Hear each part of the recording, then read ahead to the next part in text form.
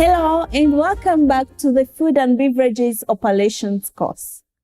In this video will be for Module 9, that's all about portraying the appropriate behaviors required by the food and beverage personnel. In this video, you will be learning all about the list of appropriate behaviors for waiter staff, the two main qualities to be perfect asset in hospitality, the right attitude and behavior in hospitality, and lastly, the 5 bases for an excellent service. Let's start with the least required behaviors. Like we discussed in Module 8, as a waiter, you need to portray appropriate behavior by being punctual to work and serving customers, being integrated into the team, asking questions to know more, get clarifications, and keep learning, being motivated, and having a positive attitude, respecting hierarchy, and respecting directives. And lastly, being attentive. Now that we've covered the basics, let's move on to the second part about the 2 main qualities to be the perfect asset in hospitality. There are 2 main guides or indexes to being the perfect asset in hospitality. The first one is grooming, which is the art of cleaning, maintaining parts of the body. Basically, your appearance is your business card. It represents yourself, so looking smart and smelling good and being also presentable is the key for being successful in hospitality. Did you notice that most important workers are usually at the sharpest and well-dressed? Now, the second thing is discipline. And discipline is defined as the action or inaction that is regulated to be in accordance or to achieve accord with a system of governance. You will find discipline mentioned everywhere. Discipline is commonly applied to humans and is applied to each activity or branch of all organized activities, knowledge and other fields of study and observation.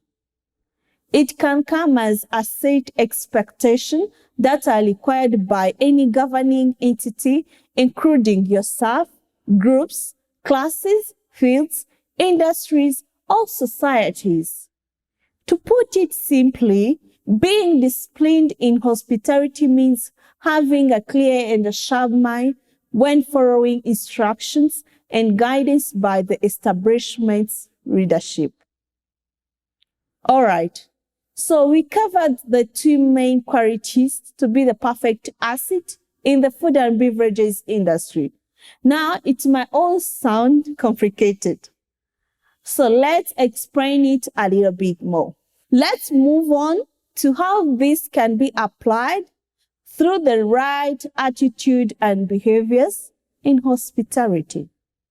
First things, you need to know that service may seem easy, but it cannot be improvised. It requires details and technique that can be perfected with work experience and through training courses like this one. Hospitality is a role with associated responsibilities. Since you will likely to be a participant in handling food, besides, unlike the buying of goods where the buyer can measure his or her satisfaction and exchange the good for another based on if he or she thinks he was not satisfied. In the restaurant business, a gastronomic experience is at stake. The second thing to notice is that unlike a good, if unsuccessfully, it cannot put back or exchanged or replaced just as easily. The first experience and impression will always remain in person's memory. A negative impression can cancel any positive sides there might be. You're essentially your organization's brand ambassador.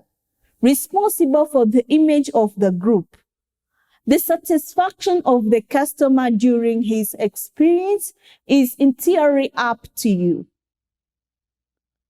Your organization provides training so that you will be successful in your role. At Vatal, we hold great pride in our kind and responsible service. With that, the third thing to note is that our high standards can only be reached through an excellent team that shares our values and ideas and wishes to work as well as possible every day.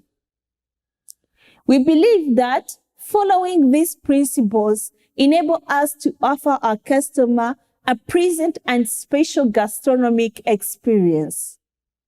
Now that we've talked about the right attitude and behaviors that will make you successful in hospitality industry, let's cover how all that applies to providing excellent service. Now we have spoken about various key concepts. Before moving on to the next video, take some time to reflect on the topics, and we'll be introduced to the new concepts in the next video.